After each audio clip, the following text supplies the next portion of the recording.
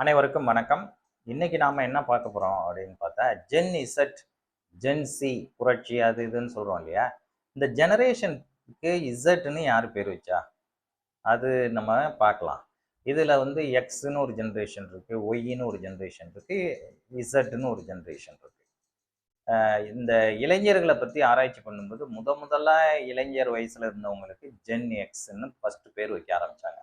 அடுத்து அந்த தலைமுறை முடிஞ்சு அந்த படிப்பு தொடங்கின காலத்துல அதுக்கு பேர் அப்ப இருக்கிற இளைஞர்களுக்கு ஜென் எக்ஸ்ன்னு வச்சுட்டாங்க. அப்புறம் அது ஒரு 15 வருஷம் போய் இன்னொரு தலைமுறை உருவாயிடுச்சு. அந்த படிப்பு இன்னும் மேல வளருது. அப்போ அந்த தலைமுறைக்கு ஜென் ஒய் அப்படின்னு பேர் வைக்கிறாங்க. அதுக்கு அடுத்த தலைமுறையா தான் இப்போ இருக்கிற இளைஞர்கள். அவங்களுக்கு பேரு ஜென் இசட் அப்படின்னு வச்சாச்சு. ஜென் இசட்னா என்னன்னா ஜென்ரேஷன் ஜூமர்ஸ் அப்படிங்கிறதுடைய சுருக்கம் தான் ஜென் இசட். அதை இன்னும் சுருக்கமா ஜென்சி அப்படின்னு சொல்றாங்க. இவர்கள் தான் இப்போ இருக்கிற இந்த உலகத்துல இன்னைக்கு ஆள பிறந்த அந்த பிள்ளைகள், அந்த பருவம், அந்த வயசுல தான் எதையும் வேகமா செய்ய முடியும், எல்லா திறமையும் இருக்கும், புதுமைகளை கற்றுக்கொள்ளக்கூடியவர்கள், அறிவு படைத்தவர்கள், ஆற்றல் படைத்தவர்கள், எங்கும் உலகம் சுற்றக்கூடியவர்கள், அவங்க தான் எதையும் சாதிக்க முடியும். அதனாலதான் இப்போ இருக்கிற அந்த ஜென்சி சமுதாயம்னா தலைமுறை தான் எல்லாத்தையுமே நிர்ணயிக்குது. உலகத்தின் போக்கை நிர்ணயிக்குது, உலகத்தின் ஆராய்ச்சியை நிர்ணயிக்குது, உலகத்தின் அறிவியலை நிர்ணயிக்குது, உலகத்தின் கண்டுபிடிப்புகளை அதுதான் கண்டுபிடிக்குது. இப்போ இருக்கிற அரசியல் அதையும் அதுதான் வழி நடத்துது, நிர்ணயிக்குது. இதுக்கு முன்னாடிலாம் மிக வயது முதிர்ந்தவர்கள் தான் இதை செஞ்சுட்டு இருந்தாங்க. ஆனா இவங்கள்ட்ட எல்லாமே இவங்களுக்கு கிடைக்குது. ஏன்னா தொழில் புரட்சி, தகவல் தொழில்நுட்ப புரட்சி ரெண்டையும் சந்திச்சு அதனுடைய விளைவுகளை உலக மயமாக்கலுக்கு அப்புறம் தொழில் புரட்சி, உலக மயமாக்கம், அதன் பிறகு இப்போ இருக்கிற இந்த தகவல் தொழில்நுட்பம், இது மூணையும் ஒன்னா சேர்த்து அனுபவிக்கக்கூடிய ஜென்ரேஷன்னா இந்த ஜென்ரேஷன் தான். அதனாலதான் அதுக்கு ஜென் இசட், ஜூமர்ஸ் அப்படின்னு பெயர் சூட்டப்பட்டது. அந்த ஜென் இசட் அப்படிங்கிற அந்த இளைஞர்கள் தான் இன்னைக்கு உலகத்துல மிகப்பெரிய புரட்சிகளை, முன்னாடிலாம் புரட்சிலாம் இந்த வரலாற்றை படிச்சு கொள்கைகளை உருவாக்கி, அந்த வரலாற்றில் லெனின் சொன்னார், மார்க்ஸ் சொன்னார், பெரியார் சொன்னார், அண்ணா சொன்னார், அப்படி சாவர்கர் சொன்னார்னு இப்படி பல பேரை சொல்லி அதுல கருத்து மோதல்கள் உருவாக்கி புத்தகங்களை எழுதி அதை பிரிண்ட் அடிச்சு அதை தெரு தெருவா கொடுத்து பிரச்சாரம் பண்ணி கிளைக்கழகங்கள், மாவட்ட கழகங்கள், மாவட்ட கமிட்டி, மாவட்ட தலைவர், செயலாளர்கள்லாம் நியமிச்சு அந்த கட்சிகள் போய் இந்த கொள்கையை சொல்லி விளக்கி அப்புறம் ஆட்சியை பிடிச்சி புரட்சி செஞ்சு இந்த காலம்லாம் மறைந்து விட்டது. இப்போ எப்ப புரட்சி உருவாகுதுன்னு தெரியறதுக்குள்ளேயே புரட்சி உருவாகி முடிஞ்சிடுது, ஆட்சி மாற்றம் நடந்துடுது. இது எத்தனை நாள்லயே நடந்து முடியுதுன்னு பாத்தீங்கன்னா ஒரு 10-15 நாளுக்குள்ளேயே நடந்து முடிஞ்சிடுது. இது எப்போ தொடங்குனுச்சு, எப்போ முடிஞ்சுது, இது யாரும் கண்டுபிடிக்க முடியாத வேகம். காரணம், இந்த தகவல் தொழில்நுட்பம் அவங்கள அப்படி போய் சேர்க்குது. இந்த சோசியல் பிளாட்ஃபார்ம் அது ஆண்ட்ராய்டு ஃபோனில் உட்காந்துக்கிட்டு இவ்வளவு பெரிய புரட்சியை மிக வேகமா விரைவா நடத்தி முடிக்குது. இப்போ இந்த ஜென் இசட் அப்படின்னு சொல்ற மாதிரி இந்த கிளாசிஃபிகேஷன்லாம் யார் பண்றா, இந்த ஜென்ரேஷன் தியரியை யாரு உருவாக்குறா அப்படின்னு பார்க்கணும் இல்லையா? 1928 ஜெர்மன்ல கால் மான்ஹெய்ம் அப்படின்னு சொல்லி ஒருத்தர் முதல்ல ஒரு ஒரு முக்கியமான ஆராய்ச்சி கட்டுரையை இந்த ஜென்ரேஷனை பத்தி வெளியிடுறாரு. அது அது வந்து shared drama, shared social drama அப்படின்னு சொல்லி சொல்ற பகிரப்பட்ட சமூக காயங்கள் அப்படின்னு வேணா நம்ம தமிழ்ல சொல்றோம். அந்த ஆராய்ச்சி கட்டுரை ரொம்ப வேகமா உலகம் முழுக்க பரவுது. அப்பதான் இந்த ஜெனரேஷனை பத்தி அந்த ஜெனரேஷன் தன்னுடைய சமூகத்தில் ஏற்பட்ட காயங்களை பகிர்ந்து கொள்வதுங்கிற மாதிரி அந்த கட்டுரை போகுது. அப்போ ஒவ்வொரு ஜெனரேஷனை பற்றியும் படிக்கணும், அதுக்கு பெயர் வைக்கணும், அதை பத்தி ஆராய்ச்சிகள் பண்ணணுங்கிற அந்த முதல் வித்தை விதைத்தவர் இந்த கால் மான்ஹாம். அதனாலதான் அவர் வந்து father of the generation theory அப்படின்னு அழைக்கப்படுறார். அப்புறம் 1980 1991 அமெரிக்காவில் 2 முக்கியமான அறிவியல் அதாவது ஆராய்ச்சியாளர்கள் அவங்க வந்து மார்க்கெட்டிங், அதாவது கார்பரேட் கம்பெனிஸுடைய மார்க்கெட்டிங்காக பெரிய ஆராய்ச்சிகள் பண்ணி இந்த ஜென்ரேஷனுடைய வெறுப்புகளை தெரிஞ்சுக்கிறதுக்காக, அதே மாதிரி அரசியல் பாலிசியை கொண்டு போய் சேர்க்கறதுக்காக ரெண்டுக்கும் சேர்ந்து அவங்க ஆராய்ச்சி பண்றாங்க. அவங்களும் சில ஆராய்ச்சி கட்டுரைகள், அவங்க ஜென்ரேஷன்ஸ் 1991 அப்படின்னு சொல்லி ஒரு கட்டுரை வெளியாகுது. ஜென்ரேஷன்ஸ்னு ஒரு தொகுப்பாக எழுதுறாங்க. அதில் 1991 வெளியான அவங்க 2 பேரும் இணைந்து, William Strauss and Neil Howe, அவங்க 2 பேரும் சேர்ந்து ஒரு புத்தகம் எழுதி வெளியிடுறாங்க. அது ஜென்ரேஷன்ஸ் 1991. அதுதான் இந்த இப்போ இருக்கிற இந்த நவீன ஜென்ரேஷனுக்கு பெயரிடல், அவங்கள வகைப்படுத்துதல், இதெல்லாம் பற்றி, இதை பற்றி ஆராய்ச்சிகள், இதெல்லாம் அவங்க தான் ரொம்ப சொல்கிறாங்க. இதுக்கப்புறம் இப்படி கண்டவங்க ஒவ்வொரு நாட்டிலையும், ஒவ்வொரு ஊர்லேயும், ஒவ்வொரு கம்பெனியும் ஜென்ரேஷனை பற்றி ஒரு பெயர் வைக்கிறது, அதுக்கு தியரியை சொல்கிறது அப்படின்னு ஆரம்பிச்சோன்னே, இதெல்லாம் ஒழுங்குபடுத்தி ஒரே ஆராய்ச்சி நிறுவனமாக இன்னைக்கு உலகத்தில் கருதப்படுவதுன்னு பார்த்தீங்கன்னா பியூ ஆராய்ச்சி நிறுவனம். PEW, பியூ, அந்த pronunciation it should be like that, Pew. So அந்த பியூ ஆராய்ச்சி நிறுவனங்கிறது தான் இந்த ஜென்ரேஷனை பற்றிய ஆராய்ச்சிகளை ரொம்பவும் மேற்கொண்டு இப்போ அறிவியல் ரீதியாக ஆராய்ச்சி உலக அளவில் இப்பொழுது ஏற்றுக்கொள்ளப்பட்டிருக்கிற classifications, gen X, gen Y, gen Z, gen alpha, gen beta, இதெல்லாம் சொன்னது அவங்க தான். அவங்க வெளியிடுற ஆராய்ச்சி முடிவுகளின் அடிப்படையிலான கிளாசிஃபிகேஷன் தான் இப்போ உலகம் முழுக்க ஏற்கப்பட்டிருக்கு. அவங்களுடைய கிளாசிஃபிகேஷன் படி இந்த ஜென்ரேஷன் ஒரு நூற்றாண்டு காலமாக எப்படி பிரிக்கப்பட்டிருக்குன்னா, 1928லேருந்து 1945 வரைக்கும் ஒரு ஜென்ரேஷன் பிரிக்கப்படுது. அவங்க 2ஆம் உலகப் போர்லேருந்து, அந்த உலகப்போர் துவங்கிய காலத்திலேருந்து அது நடைபெற்ற காலத்தில் பிறந்து வளர்ந்த இளமை காலம், அந்த குழந்தை பருவம், அதுலேருந்து இளமை பருவத்தை அடைகிறாங்க இல்லையா, அந்த வருஷம். அப்போ இப்போ வந்து அவங்களுக்கு வயசு வந்து 81லேருந்து 98. அவங்களுடைய காலத்தில் அந்த ஜென்ரேஷனுக்கு பேர் சைலண்ட் ஜென்ரேஷன் அப்படின்னு பேர் வச்சாங்க. இவங்க 2ஆம் உலக போரை பார்த்தவங்க. அதுக்கு பின்னாடி அந்த போர் முடியுது. இவங்க காலகட்டத்தில் இவங்க பிறக்கும் போதே போர் நடந்துட்டு இருக்கு. முதல் உலக போர் முடிஞ்சு 2ஆம் உலக போர் துவங்குது. அப்புறம் 2ஆம் உலக போரும் முடியுது. அதனுடைய பிந்தைய கால நிகழ்வுகள் பெரிய பொருளாதார வீழ்ச்சியை ஏற்படுது. அந்த காலகட்டத்தில் பிறந்தவங்க அவங்க. அடுத்த ஜென்ரேஷன் பேபி பூமர்ஸ். ஏன் பேபி பூமர்ஸ் அப்படின்னு சொன்னாங்க அந்த ஜென்ரேஷன்னா, அதுக்கு ஒரு சின்ன இது இருக்கு. அந்த வருஷத்தை நம்ம முதல்ல பார்த்துருவோம். 1946லேருந்து 1964 வரைக்கும் இருக்கிற அந்த ஜெனரேஷன், அந்த 57லேருந்து மன்னிக்கணும், 62லேருந்து 80 வயசு. இப்போ அவங்களுக்கு 62லேருந்து 80 வயசு இருக்கலாம். இந்த 2020, 25, 26க்குள்ள அவங்களுக்கான வயசு 62லேருந்து 80 வயசு. அவங்க எப்போ பிறந்தவங்க? 1946லேருந்து 1964க்கு இடையில பிறந்தவங்க எல்லாருக்கும் பேபி பூமர்ஸ்னு பேர். ஏன் பேபி பூமர்ஸ்னா, இந்த உலகப்போர் முடிஞ்சிருச்சு, பொருளாதாரம் பாழ்பட்டுடுச்சு.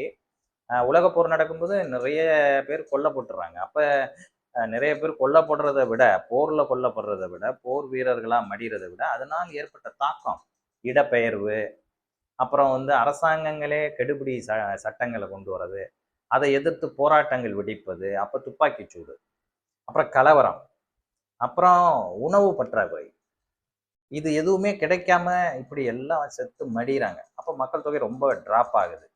டிராப் ஆன மக்கள் தொகை இந்த போர்லாம் முடிஞ்ச பிறகு கிட்டு கிட்டு கிட்டு கிட்டுன்னு உயருது, பூம் ஆகுது. அப்படியே குழந்தைங்க பிறப்பு அதிகமாகுது. அந்த காலகட்டத்தில் பிறந்த பிள்ளைகளுக்கெல்லாம் பேபி பூமர்ஸ், அந்த ஜென்ரேஷனுக்கு. அது எப்போன்னு நான் சொன்னேன், 1946லேருந்து 1964 வரைக்கும் இருந்த, அதுதான் உலகத்திலேயே மக்கள் தொகை அசுர வேகத்தில் உயர்ந்த காலகட்டம். அதுக்கப்புறம் வந்து பிறந்த ஜென்ரேஷன், அதுதான் ஜென்ரேஷன் எக்ஸ். அந்த காலகட்டத்தில் அதுதான் ஒரு பெரிய மிகப்பெரிய நவீன ஜென்ரேஷனாக கருதப்பட்டதுன்னா இந்த ஜென் எக்ஸ் தான். 1965லேருந்து 1980 பிறந்தவங்க. அவங்களுக்கு இப்போ 45லேருந்து 60 அந்த ரேஞ்சில் வயசு இருக்கலாம். அவங்க வந்து முதல்ல கால்குலேட்டர், அதோடைய அட்வான்ஸ்டு ஓல்டு ஜென்ரேஷன் கம்ப்யூட்டர், அந்த நான் கூட இதெல்லாம் டியூப் இதில் இருக்கும், அதை ஃபஸ்ட்டு வந்து நீங்கள் உள்ளே வந்து ஒரு ஃபார்முலா மாதிரி சாஃப்ட்வேரை அடித்து தான் நீங்கள் உள்ளே போய் அந்த ப்ராம்ப்ட் கொடுத்து தான் நீங்கள் அது உள்ளேயே என்ட்ராக முடியும். அந்த மாதிரி கம்ப்யூட்டர்ஸ் அது வந்து அமெரிக்காவில் முன்னாடி வந்துருச்சு. நம்ம நாட்டில் ரொம்ப லேட் என்ட்ரி தான். 1980 சம்திங்கில் தான் அது பெரிய பெருசாக இங்கே பரவுனுச்சுன்னு வச்சுங்களேன். அப்போ கம்ப்யூட்டரை முதல்ல பார்த்த சமூகம்னா இந்த ஜென்ரேஷன் தான். அவங்க ஜென்ரேஷன் எக்ஸ். 1965லேருந்து 1980. இப்போ 46லேருந்து 61 வயசு அந்த ரேஞ்சு. அப்பதான் குளோபலைசேஷன் நடக்குது. உலகங்கள் தங்களை சுருக்கி கொள்கின்றன, எல்லைகள் சுருங்குது, விமான போக்குவரத்து, சரக்கு போக்குவரத்து விமானத்திலே நடக்குது. தொலைபேசி வயர்லெஸ் எல்லாம் மாறி, எஸ்டிடி எல்லாம் மாறி, கம்ப்யூட்டர் மூலமா கம்யூனிகேஷன் நடக்க ஆரம்பிக்கிற காலம். அப்போ உலகமயமாகுது, பொருளாதாரம் வேகமா வளர்ச்சி அடையுது, கம்ப்யூட்டர் உள்ள நுழையுது. அது ஜென்ரேஷன் எக்ஸ். அதுக்கப்புறம் மில்லேனியல்ஸ், அதாவது ஜென்ரேஷன் ஒய்ங்கிறதுக்கு மில்லேனியல்ஸ்னு பேர். நான் முன்னாடியே சொன்னேன்ல உங்களுக்கு, அமெரிக்காவில் வந்து 1980 91 காலகட்டத்தில் 2 பேர் புத்தகம் எழுதுனா, அந்த காலகட்டத்தில் தான் இந்த பெயர் சூட்டப்படுது. அவங்க தான் அந்த பெயரை சூட்டுறாங்க, மில்லேனியல்ஸ். அவங்களுக்கு இப்போ வயசு ஒரு 30லேருந்து 45 46 அந்த ரேஞ்சு இருக்கலாம். அவங்க 1981லேருந்து 1996க்கு இடையில பிறந்தவங்க. இவங்க வந்து இந்த பெரிய பெரிய பயங்கரவாத அட்டாக்லாம் அமெரிக்காவில் நடக்குது. அப்புறம் வந்து 2008 உலக பொருளாதார வீழ்ச்சி, அதை அவங்களுடைய இளமையான வயசுல பார்க்குறாங்க. இப்போ அவங்களுக்கு வயசு 30லேருந்து 45 46 47 இருக்கலாம். ஆனால் அப்போ அவங்க வந்து இளமை பருவத்தில் காலேஜில் படிக்கும்போது, அந்த ரேஞ்சில் வேலைக்கு போகும்போது மிகப்பெரிய பொருளாதார பின்னடைவு 2008 ஒரு ஒரு பொருளாதார பின்னடைவு ஏற்பட்ட காலத்தில் வாழ்ந்தவங்க அந்த ஜென்ரேஷன், அவங்க மில்லேனியல்ஸ் அப்படின்னு சொல்கிறாங்க. அதுக்கடுத்து தான் இப்போ நாம் சொல்லிட்டு இருக்க இந்த ஜென்ரேஷன் இசட். 1997லேருந்து 2012 இந்த காலகட்டத்தில் பிறந்த பிள்ளைகள் இன்னைக்கு அவங்களுக்கு 14லேருந்து 30 வயசுக்குள்ளே இருக்கலாம், ஒரு 29 வயசு, அது கொஞ்சம் முன்ன பின்ன இருக்கலாம். அந்த ஆண்டை நீங்கள் வச்சுக்கிட்டிங்கன்னா 1997லேருந்து 2012க்குள்ளே பிறந்த பிள்ளைகள். இவர்கள் பிறக்கும்போது உலகமே மாறிடுச்சு. இந்த சாதாரண கம்ப்யூட்டர் இருந்து ஒரு சாதாரண குளோபலைசேஷன் ஆகி, அப்போதான் பெரு நிறுவனங்கள் எல்லாம் உலகின் எல்லா நாடுகள்லையும் வியாபாரத்தை துவக்கிறதுக்காக போன போது கொஞ்சம் கொஞ்சம் கிடைச்சிருந்த வேலை வாய்ப்பெல்லாம் ரொம்ப அதிகமாகுது. எனக்கு இந்த கம்பெனி பிடிச்சா நான் இங்கே இருப்பேன், எனக்கு இங்கே பிடிக்கலன்னா நான் வேற கம்பெனிக்கு போயிடுவேன், நான் பெருசாக உழைக்க வேண்டிய அவசியம் இல்லை, நான் கம்ப்யூட்டர்லேயே எல்லாவற்றையும் செய்து, அதாவது உடல் உழைப்பு, நான் உங்களை குறை சொல்ல, அவங்க மன உழைப்பு ரொம்ப கஷ்டம், ரொம்ப ஸ்ட்ரெஸ்ஃபுல் லைஃபு, அது நான் ஏற்றுக்கிறேன். ஆனால் அந்த இன்னொரு ஜென்ரேஷன் இந்த உடலாலேயே உழைச்சிட்டு இருந்தது இல்லையா, அந்த ஜென்ரேஷன்லேருந்து இவங்க மாறுபட்டவங்க. இந்த ஜென்ரேஷன் அதிவேக இணையம், முதல்ல இன்டர்நெட்டுடைய computer, internet aided computer utilization, இந்த காலகட்டத்தில் இவங்க உள்ள நுழைகிறாங்க. ஸ்மார்ட் ஃபோன் வேற வந்துடுது. அப்போது இவங்களுடைய எல்லா விதமான வெளிப்பாடுகளும் ரொம்ப வேகமாக இருக்குது, ரொம்ப வளர்ச்சி உடையதாக இருக்குது, மிகுந்த பொருளாதார வளர்ச்சிக்கு மத்தியில் வாழ்கிறாங்க. ரொம்ப நேரம் தங்களுடைய முன்னேற்றத்துக்காக செலவு பண்ண வேண்டிய சூழ்நிலையும் அவங்களுக்கு இருக்குது. தங்களை தயார்படுத்திக்கிறதுக்காக அவங்க தங்களுடைய இயல்பான வாழ்க்கையை கூட இழக்கிறாங்க. அதே அளவுக்கு சுகபோகங்களும் அவங்கள வந்து அடையுது. உலகம் முழுவதும் தங்களுடைய கையில் இருக்கிற அந்த Android phone, because of the internet connection, அது எல்லாத்தையும் அவங்களுக்கு கொடுக்குது. அவங்க தான் ஜென் இசட். அவங்க தான் 1997லேருந்து 2012க்குள்ளே பிறந்து இன்னைக்கு உலகத்தையே கலக்கி கொண்டிருக்கிற, ஒரு ஆட்சி வேண்டாம் என்றால் அதை தூக்கி எறிகிற புரட்சியெல்லாம் செய்யக்கூடிய ஜென்ரேஷனாக இருக்கிறாங்க. இப்போ நம்ம அப்ரோச் ஜென்ரேஷன் பார்க்குறோம் இல்லையா, அவங்க எவ்வளோ சரசரன்னு 20 லட்சம் பேர் அவங்கள பின்தொடர்றாங்க 2 நாளில் 3 நாளில். அதெல்லாம் எதனால்? இந்த தொழில்நுட்ப வளர்ச்சியினால். இலங்கையில் ஆட்சி மாற்றம், நேபாளில் ஆட்சி மாற்றம், பங்களாதேஷில் ஆட்சி மாற்றம், எப்போ புரட்சி உண்டாச்சு, எப்போ புரட்சி முடிஞ்சதுன்னே தெரியாத அளவுக்கு திடீர்னு புரட்சிகள் உருவாகி, பெரிய புத்தகங்களை எழுதி, வரலாற்றை படித்து, பெரிய தலைவர்களை முன்னிறுத்தி போராட்டங்களை நடத்தி அந்த புரட்சிகள் நடக்கவில்லை. ஒரு நடக்கிற தவறுகளை படங்கள் வாயிலாக, காட்சிகள் வாயிலாக, விஷுவல் கிராஃபிக்ஸ், அப்புறம் கொஞ்சம் பேச்சு, ரொம்ப காட்சிகள், நிதர்சனத்தை காட்டுவது, நிதர்சனத்தை பரப்புவது, நிதர்சனத்தோடு வெற்றி பெறுவது, இப்படி அது அவங்களுக்கு ஒரு இயல்பாகவே மாறி போன உலகத்துக்குள் இந்த ஜென்ரேஷன் இசட் வாழ்ந்து கொண்டிருக்கிறது. அந்த ஜென்ரேஷன் இசட் செய்கிற சாதனைகள் மிகப்பெரிய எதிர்ப்பைய, அடுத்து அதற்கு முன்னாடி இருந்த ஜென்ரேஷன் இப்படி ஒரு ஜென்ரேஷன் இருக்குன்னு எதிர்பார்க்காத ஜெனரேஷன் இந்த ஜெனரேஷன். இது இன்னும் சொல்ல போனால் குருத்து மட்டை பழுத்த மட்டை தான். பழுத்த மட்டை எப்போதுமே இருக்கும், குருத்து மட்டைன்னு ஒன்று எப்போதும் இருக்கும். பழுத்த மட்டையை பார்த்து குருத்து மட்டை சிரிக்கலாம், ஆனால் குருத்து மட்டையும் ஒரு நாள் பழுத்த மட்டையாக மாறும். இந்த ஜென்ரேஷனை ரொம்ப ஈஸியாக சொல்லணும்னா இதான், பழுத்த மட்டை குருத்து மட்டை ரெண்டுக்கும் இடையில இருக்கிற காலம்தான் ஜென்ரேஷன் கேப். அது எப்படி இருந்ததோ அது மாதிரி தான் இதுவும் இருந்தது. இது எப்படி இருந்ததோ, இது எப்படி மாறியதோ, அது மாதிரி தான் அதுவும் மாறப்போகிறது என்பதுதான் இந்த ஜென்ரேஷனில் இருக்கிற தத்துவம். இதில் வந்து நாம் இன்னொன்று என்ன பார்க்க போகிறோம் அப்படின்னு சொன்னால், இந்த ஜென்ரேஷன் பிறக்கும்போது, இந்த ஜென் இசட் பிறக்கும்போது அமெரிக்காவில் பெரிய அளவில் மாற்றங்கள் நிகழ்ந்திருக்கு. இந்தியாவில் அது அடுத்து கொஞ்ச நாள்லேயே வந்துடுது. ஒரு 5-6 வருஷத்துலேயே அல்லது ஒரு 7-8 வருஷ வித்தியாசத்திலேயே இந்தியாவுக்குள்ளேயும் நுழைஞ்சிது. எதுவுமே அமெரிக்கா போன்ற, இங்கிலாந்து போன்ற நாடுகளிலே, ஐரோப்பிய நாடுகளிலே, மேற்கு உலகத்திலே அறிமுகப்படுத்துகிற எந்த விதமான கண்டுபிடிப்புகளும் இப்போ ஒரு 5-6 வருஷத்துக்குள்ளேயே இந்தியாவுக்குள்ளே வந்துடுது. இப்போ ஆஃப்டர் ஒரு 2012 அந்த 2012க்கு அப்புறம் இந்த ஜென் இசட் பிள்ளைகள் பிறந்த பிறகு இந்த மாற்றங்கள்ங்கிறது சில நாட்களிலேயே வந்தது. இப்போ சில மணி நேரங்கள்லேயே வந்துடுது. அப்டேட் ரொம்பவும் அப்டேட்டட்.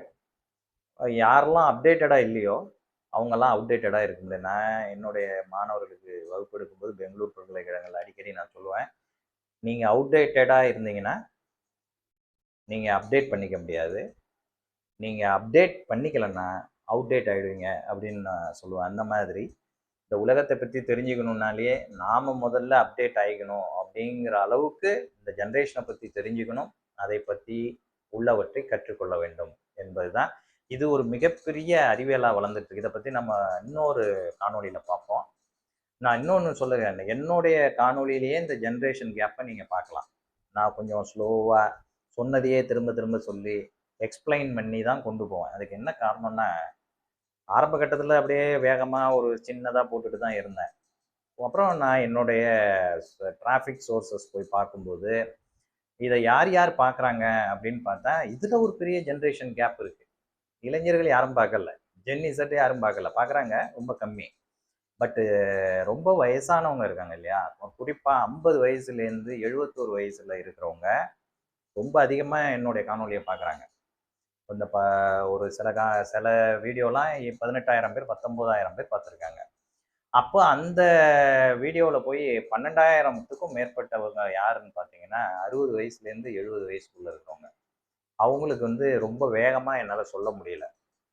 அப்போ தான் நான் உணர்ந்தேன், இதை எல்லாரும் இளைஞர்கள் அவங்க ரொம்ப அவங்களுக்கு சோர்சஸ் நிறைய இருக்குது, அவங்க நிறைய மீடியாவில் போய் பார்த்துக்கலாம். ஆனால் அந்த மீடியாவில் இருக்கிறத இவங்களும் பார்க்குறதுக்கு வாய்ப்பு இருக்கும். ஆனால் அந்த புரிஞ்சிக்கிற வேகம் கம்மியாக இருக்கலாம், அவங்களுக்கு எய்டடு தேவைப்படலாம். ஸோ அதெல்லாம் மனசில் வச்சு தான் நான் ரொம்ப ஸ்லோவாக இந்த காணொலிகளை கொண்டு போகிறேன். சொன்னதையே திரும்ப திரும்ப உங்களுக்குலாம் போர் அடிக்கலாம். நான் இனிமேல் 2 விதமாக ஒவ்வொரு ஜென்ரேஷனுக்கும் தகுந்த மாதிரி நானும் இந்த ஜென்ரேஷன் கேப்பை பற்றி படிக்கும்போது தான் நானே உள்ளே போய் பார்த்தேன், ஏன் வந்து ஒரு சேஞ்சஸ் தேவைப்படுது, நம்ம இதை ஏன் பார்க்கல, ஏன் பார்க்குறாங்க அப்படிலாம் பார்க்கும்போது தான் எனக்கே புரியுது. நம்ம அடுத்ததில் மாற்றிக்குவோம் அது எல்லாத்தையும். நம்முடைய யூடியூப் சேனலை நீங்கள் சப்ஸ்கிரைப் செய்து கொள்ளுங்கள். உங்களுடைய கருத்துக்களை நம்முடைய கமெண்ட்டுகளை வந்து தெரிவிங்கள், மற்றவர்களுக்கு பரப்புங்கள். நன்றி, வணக்கம்.